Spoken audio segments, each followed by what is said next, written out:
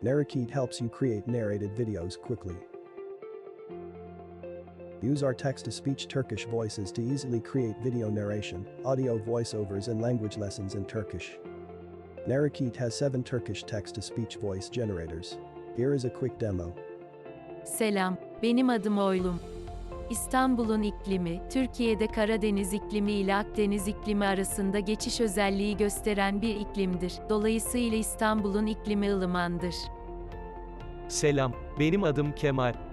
İstanbul'un iklimi, Türkiye'de Karadeniz iklimi ile Akdeniz iklimi arasında geçiş özelliği gösteren bir iklimdir. Dolayısıyla İstanbul'un iklimi ılımandır. Selam, benim adım Nazan.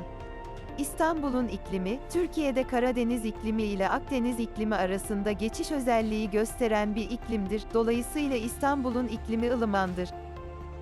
Selam, benim adım Mahir. İstanbul'un iklimi, Türkiye'de Karadeniz iklimi ile Akdeniz iklimi arasında geçiş özelliği gösteren bir iklimdir. Dolayısıyla İstanbul'un iklimi ılımandır.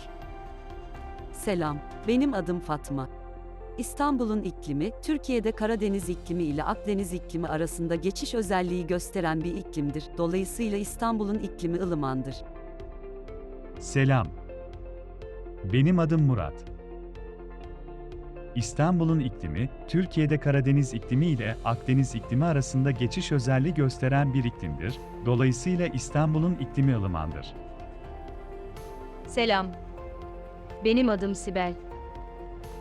İstanbul'un iklimi, Türkiye'de Karadeniz iklimi ile Akdeniz iklimi arasında geçiş özelliği gösteren bir iklimdir. Dolayısıyla İstanbul'un iklimi ılımandır. To create text-to-speech videos and audio files with more than 300 voices, check out narakeet.com.